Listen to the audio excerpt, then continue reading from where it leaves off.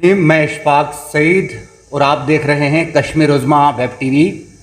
नाजरीन, कश्मीर वादी में मंशियात का रुझान है वो बढ़ रहा है और नौजवान नस्ल इस लत में मुब्तला हो रही है। सरकार ने भी एक इदाद-ओ-शुमार पिछले दिनों आप लोगों के साथ शेयर किए कि 6 लाख लोग जो हैं इस लत में मुब्तला हैं और ज़्यादातर नौजवान नस्ल इस लत में मुब्तला हो रही है। अब ये भी देखा जा रहा है कि पिछले कुछ वक्त से अफीम और ब्राउन शुगर का नशा जो है वो ज़्यादा फैल रहा है और नौजवान इस तरफ माइल भी हो रहे हैं। कौन लोग इनको इस तरफ ला रहे हैं, क्यों आते हैं ये लोग, इस बारे में भी हम बात करेंगे। लेकिन इलाज व मुआवजा कैसे किया जाए, SMHS अस्पताल में कितने लोग इलाज व मुआवजा कराने के लिए आते हैं और साथ में यहाँ पर फैसिलिटी उन्हें क्या क्या मिलती है। हमारे साथ इस वक्त इंसदाद मंशियात के मरकज़ जो SMHS है उनके माहिर डॉक्टर हैं, ज़हनी अमराज के माहिर डॉक्टर यासर रातर हैं। डॉक्टर यासर रातर किसी तारफ़ के मोहताज नहीं। हम आपने देखा होगा कि अक्सर व बेशतर ये मीडिया में मंशियात के हवाले से बात करते रहते हैं। डॉक्टर यासर रातर से हम बात कर रहे हैं। डॉक्टर साहब, आपका हमारे प्रोग्राम में खैर मकदम है। अस्सलाम वालेकुम, शुक्रिया इशफाक साहब। डॉक्टर साहब, मंशियात हमने पहले भी बात की, आप भी आवाज़ उठाते हैं इस पे कि मंशियात का जो ये एक कारोबार है ये भी बढ़ रहा है और साथ में नौजवान नस्ल जो है इसमें मुब्तला हो रही है। तो इस वक्त क्या स्थिति है? देखिए, अगर हम मंशियात की बात करें, मैं हिचकिचाऊंगा नहीं इसमें ये बोलने में कि ये एक वबा की तरह फैला हुआ है। जैसे कोविड वबा की तरह फैला हुआ, वैसे ही मंशियात की जो ये बीमारी है हमारी वैली में बिल्कुल वबा की तरह फैली हुई है। और बदकिस्मती से ये ऐसी बीमारी है जो नौजवान लोगों को खा जाती है, उनमें डेथ्स हो जाते हैं या उनमें बहुत सारी प्रॉब्लम्स हो जाती है। कोविड तो चलो वो बुज़ुर्गों में होती है, लेकिन मंशियात जो है ये यंग जो हमारे यूथ हैं, जो हमारा फ्यूचर है, उनको बिल्कुल उनको खाई जा रही है। और बदकिस्मती से अगर आप देखें, हम जो आजकल हालात देख रहे हैं, हमारे जो हॉस्पिटल में जो हमारा रश बढ़ रहा है पेशेंट्स का इस सिलसिले में, जैसे ये डी एडिक्शन सेंटर है हमारा SMHS में, हम हर साल विद एवरी टाइम हम देख रहे हैं कि जो इनके नंबर है मंशियात में, जो जवान ये ना पेशेंट्स हैं, उनका नंबर बढ़ रहा है और मल्टीफोल्ड बढ़ रहा है। ये नहीं कि थोड़ा, बहुत ज़्यादा बढ़ रहा है। जैसे हम अगर 3 साल 4 साल पहले की बात करें या 5 साल पहले की बात करें, कुछ 100 लोग आते थे मंशियात रिलेटेड केसेस हमारे पास। लेकिन अब अगर बात करें आजकल की, आजकल अगर आज इस साल का ही स्टैटिस्टिक्स देखें, हमने लगभग 8000 पेशेंट्स देखे हैं इसी साल में मंशियात के रिलेटेड। यहाँ अगर आप हर दिन की बात करें, हर दिन कितने पेशेंट हम देखते हैं, लगभग 50 to 60 पेशेंट्स, 50 से 60 पेशेंट्स हम देखते हैं जो मंशियात में मुब्तला है। और उसमें बहुत जो एक बहुत ही अलार्मिंग है, बहुत ही ख़तरनाक बात है, जैसे आपने कहा कि हीरोइन का यूज़ हो रहा है। और 90% जो पेशेंट है हमारे पास, मतलब जो अगर हम 50 पेशेंट देखते हैं, 40 पेशेंट ऐसे हैं जो इसका इस्तेमाल कर रहे हैं, हीरोइन का इस्तेमाल कर रहे हैं। और उसमें भी बहुत ही ख़तरनाक तरीके से इस चीज़ का इस्तेमाल हो रहा है कि ये लोग जो ये बच्चे हैं ये इंजेक्शन के ज़रिए इसका इस्तेमाल कर रहे हैं। और इंजेक्शन का ज़रिया जब इस्तेमाल करते हैं ये लोग, तो फिर ये बहुत ही डेंजरस हो सकता है, बहुत ही ख़तरनाक हो सकता है।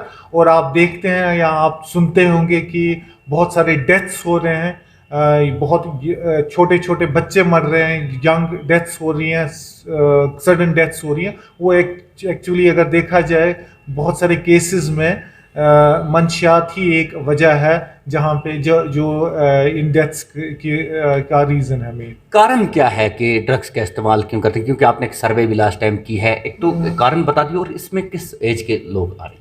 देखिए, अगर देखें हम कि क्या है, हमने एक सर्वे अपनी लेवल पे यहाँ पे इंस्टीट्यूट में किया था, जो एक कम्युनिटी सर्वे था, 2 डिस्ट्रिक्ट्स में किया था, श्रीनगर और अनंतनाग में। उधर हमने देखा था लगभग 18,000 लोग ऐसे थे जो मंशियात की लत में बिल्कुल फंसे हुए थे, बिल्कुल डिपेंडेंट थे उस बीमारी में, इस लत में, बीमारी की लत में फंसे हुए थे। और उनमें हमने देखा मोस्टली ये यंग एज ग्रुप के थे। आप मान लीजिए अडोलसेंट और यंग, मतलब 15 साल से 30 साल के जो एज ग्रुप था उसमें उसमें वो सबसे ज़्यादा थे। और अगर आप पूछो उनसे क्यों किया, बहुत सारों ने यही कहा कि सर जस्ट हमने मज़े के लिए किया, एक्सपेरिमेंटेशन के लिए, हम एक क्यूरियस थे कि ये क्या चीज़ है, हम देखते क्या चीज़ है। हमने दोस्त के प्रश्न या यार दोस्त ले रहे थे, उन्होंने कहा ज़रा ये ले लो, तो वो हमने भी ट्राई किया। तो इसको कहते हैं पीयर प्रेशर। तो उसकी ये वजूहत है। और जो मेन हमने देखा वो है कि इजी अवेलेबिलिटी, जो बिल्कुल आसानी से, ये हमारी बदकिस्मती से हमारी वैली में इस चीज़ का ट्रेड हो रहा है, इलिसिट ट्रैफिकिंग हो रही है इन मंशियात की, उसकी वजह से ये बिल्कुल ये बहुत ही रैम्पेंटली हमारी सोसाइटी में फैल रहा है और बहुत आराम से, आसानी से इनको मिल रहा है। ये इनका कहना है कि ये जस्ट एक फ़ोन कॉल पे इनको ये मंशियात दराफ्त होते, मतलब मिलते हैं। जैसे एक सिगरेट मिलता है, वैसे एक हीरोइन का भी मिलना इतना ईजी हो गया है इनके लिए। ड्रग डी एडिक्शन पॉलिसी सरकार ने बनाई कि कोरोना के बाद वो कोरोना की नज़र हो गई, तो ड्रग डी एडिक्शन पॉलिसी अगर यहाँ होती तो कितना फ़ायदा था उससे? जी बिल्कुल। बदकिस्मती से ये जो हमारी ड्रग एडिक्शन पॉलिसी है कहीं कोविड की वजह से थोड़ा पीछे रह गई, क्योंकि कोविड बहुत मतलब वो पैंडेमिक था, तो उस पर भी ज़रा गवर्नमेंट को फोकस करना पड़ा। लेकिन जो ड्रग एडिक्शन पॉलिसी हमने गवर्नमेंट को फ्रेम करके दिए, अगर उस ड्रग एडिक्शन पॉलिसी पे लेटर एंड स्पिरिट गवर्नमेंट ये उस पे चले, तो मुझे लगता है बहुत हद तक हम इस मेनेस को रोक सकते हैं। उसमें हमने बिल्कुल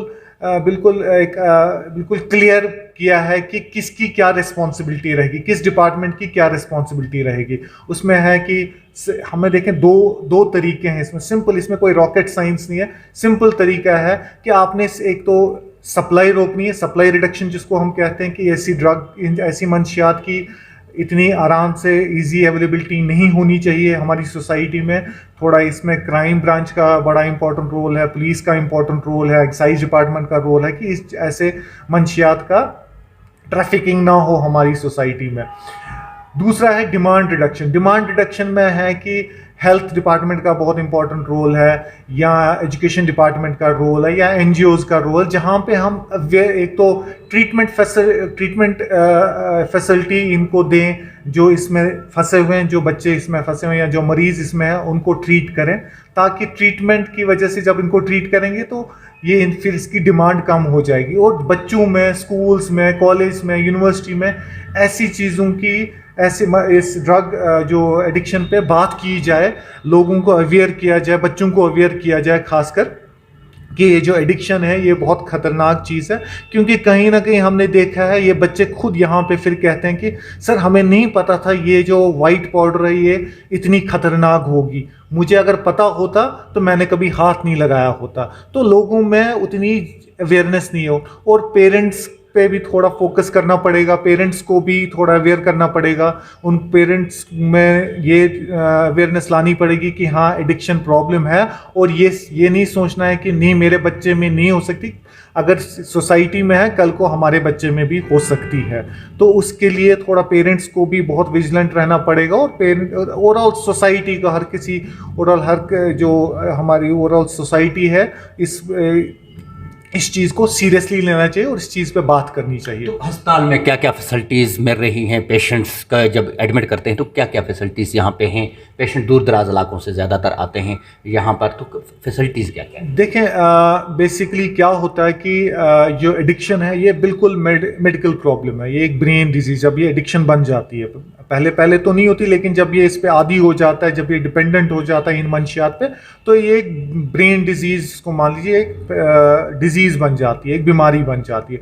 तो जैसे एक नॉर्मल बीमारी को ट्रीट करते हैं वैसे इस बीमारी को भी ट्रीट करना पड़ता है। इसमें हमें क्या होता है कि इसमें बेसिकली ये जो मंशियात जब ये छोड़ने की कोशिश करते हैं, इनमें विड्रॉल्स होते हैं। विड्रॉल्स क्या होते हैं कि इनमें फिजिकल प्रॉब्लम्स होती हैं, दर्दें होती हैं, पसीना आता है, डायरिया हो जाता है, या बहुत सारे फिजिकल इश्यूज होते हैं, साइकोलॉजिकल इश्यूज, बेकरारी, बेचैनी, नींद नहीं आती, तो उन विड्रॉल्स को हमें ट्रीट करना पड़ता है। तो उस फेज़ को हम कहते हैं डिटॉक्सिफिकेशन फेज़। डिटॉक्सिफिकेशन में हम यूजुअली, अगर पेशेंट हमें लगा कि उतना ज़्यादा सीवियर नहीं है, कि इसको ज़्यादा सीवियर नहीं प्रॉब्लम, उतनी ज़्यादा सीवियर प्रॉब्लम है, तो हम घर पे इसको ओपीडी बेसिस पे डिटॉक्सिफिकेशन करते हैं। अगर हमें लगा कि नहीं सीवियर प्रॉब्लम है और ये मोटिवेटेड भी है पेशेंट, तो हम इसको एडमिट करते हैं और अलॉन्ग विद फैमिली, तो उसमें हम डिटॉक्सिफिकेशन पीरियड हम 10-15 दिन इसको डिटॉक्स करते हैं, इसके जिस्म से जहर निकालते हैं, ये जो मंशियात का है, और इसके विड्रॉल्स हम एड्रेस करते हैं। और साथ साथ हम जो एक तो मेडिकली हम इसका एड्रेस करते हैं मेडिसिन से। दूसरा है कि हम इसको काउंसलिंग के ज़रिए, या जिसको हम साइको सोशल इंटरवेंशन कहते हैं, उसके ज़रिए हम इनको ये इलाज करते हैं। उसमें क्या होता है, उसमें पेशेंट को मोटिवेट करते हैं, हमेशा उससे बात करते हैं, काउंसलिंग करते हैं, उसको मोटिवेट करते हैं, उसको समझाते हैं, और उससे क्या होता है, उसकी विल पावर बढ़ जाती है इस बीमारी से निकलने के लिए, इस मंशियात से निकलने के लिए। और फैमिली को भी हम साथ साथ काउंसलिंग करते हैं, क्योंकि कहीं ना कहीं फैमिली की वजह से, रीज़न जो होता है, फैमिली की वजह से ये बच्चा इसमें चला जाता है, और फैमिली को हम अंडरस्टैंड करवाते हैं कि ये एक बीमारी है, ये बच्चा कोई ख़राब नहीं है, या कोई कैरेक्टर इसका ख़राब नहीं है, या कोई मॉरली करप्ट नहीं है, ये बीमारी है, इसको एक बीमार की तरह इसको ट्रीट करें, एक वो हमदर्दी दिखाएं। तो वो जब उस बच्चे को घर की तरफ से हमदर्दी मिलती है, और बच्चे का वो अप्रोच, उस घर वालों का अप्रोच चेंज होता है, तो वो बच्चा भी कोशिश करता है इस चीज़ से निकलने के लिए। तो वो फैमिली काउंसलिंग करते हैं उसमें, और आहिस्ता आहिस्ता फिर जो हम जब बाय डिस्चार्ज करते हैं पेशेंट को, इनको हम फॉलोअप्स पे रखते हैं। फॉलोअप्स पे भी हम ऐसे मेडिसिन का इस्तेमाल करते हैं ताकि इनको आगे जाके इस चीज़ की लत ना लगे। तो वो मेडिकेशन थोड़ी देर लेनी पड़ती है, 6 महीने 1 साल लेनी पड़ती है, उससे उनका ब्रेन ठीक रहता है और इस चीज़ की क्रेविंग या लत फिर से नहीं लगती है।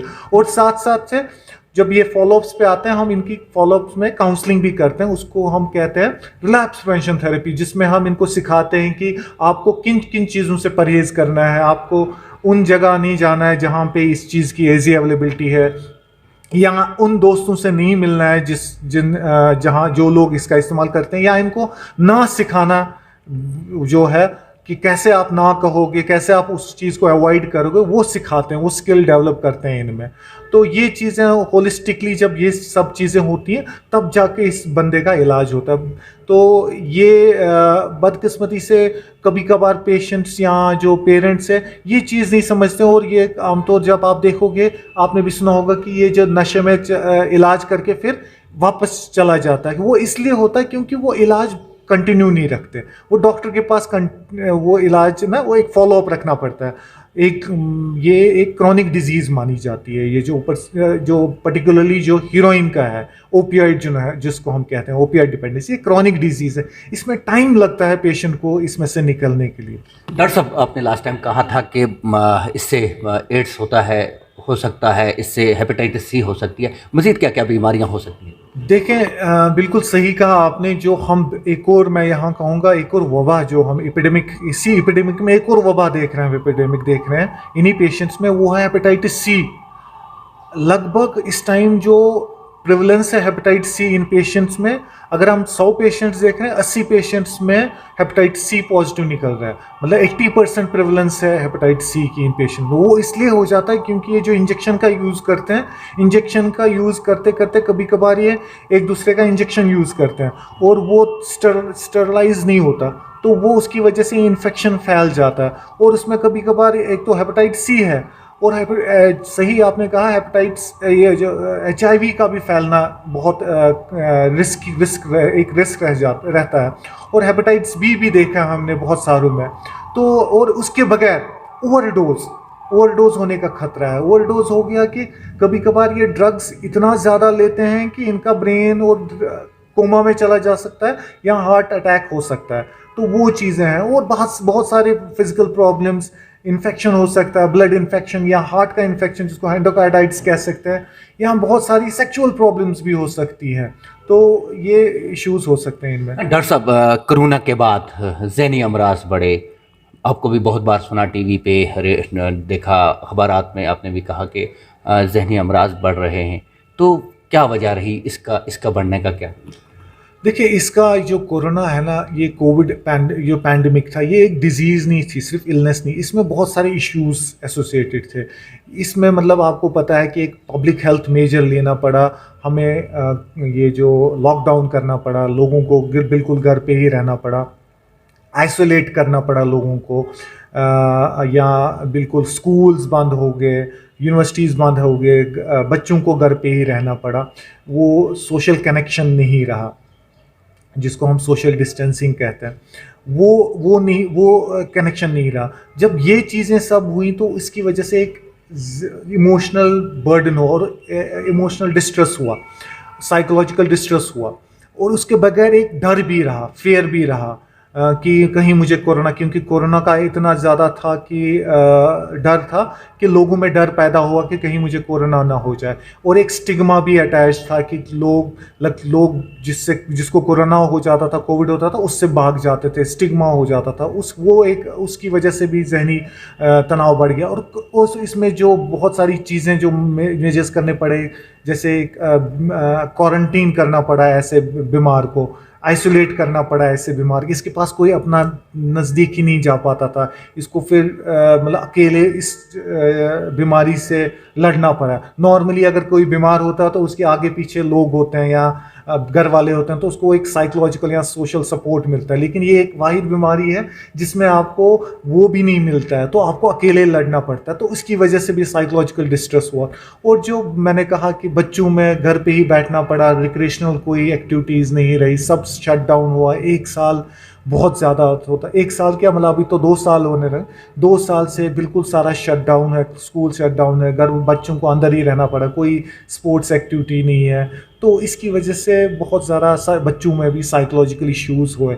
और घर वाले जो पेरेंट्स है, एक तो उनको घर का काम भी करना पड़ा, और फिर अपना जो वर्क था, वर्क फ्रॉम होम, या घर जो उनका काम, ऑफिस काम वो देखना, और फिर घर पे बच्चों का भी स्कूल जाके, वो यूजुअली जो स्कूल्स में वो रहते थे, वो टीचर्स का जो काम होता था कि स्कूल में टीचर्स देख लेते थे इसको, अब वो रोल भी पेरेंट्स को ही करना पड़ा, तो पेरेंट्स पे भी वो बर्डन आ गया। और उसके बगैर हमने देखा कि बहुत सारे डोमेस्टिक इश्यूज़ हो गए, जैसे डोमेस्टिक वायलेंस हुआ, ये जो फैमिलीज़ में बहुत, मतलब एक होता था, टाइम होता था कि यूजुअली नॉर्मली एक जो हस्बैंड है वो बाहर निकलता था, काम पे निकलता था, एक ब्रीदर मिलता था आपस में, या लेकिन जब ये इकट्ठे एक ही घर में 24 घंटे रहते थे तो उससे थोड़ा बहुत तनाव भी बढ़ जाता था। तो डोमेस्टिक वायलेंस के इश्यूज़ हुए बहुत सारे, आपने देखा होगा जहाँ पे सुसाइड केसेस हुए बदकिस्मती से, वो कहीं फीमेल्स में हुए, वो अगर देखा जाए मोस्टली या तो यही डोमेस्टिक वायलेंस की वजह से थे, या फाइनेंशियल जो इश्यूज़ थे, कोविड लॉकडाउन की वजह से उनको फेस करना पड़ा, या जॉब लॉसेस हुए, वो थे, उन रीजंस की वजह से हुआ। नाज़रीन, आपने सुना डॉक्टर यासिर राज ज़हनी अमराज के माहिर हैं यहाँ SMHS अस्पताल में। इन्होंने साफ तौर पर कह दिया कि नशा एक वबा बन के सामने आ रहा है और इसकी रोकथाम ज़रूरी है। अगर इसकी रोकथाम नहीं हुई तो हम नौजवान नस्ल से हाथ धो बैठेंगे।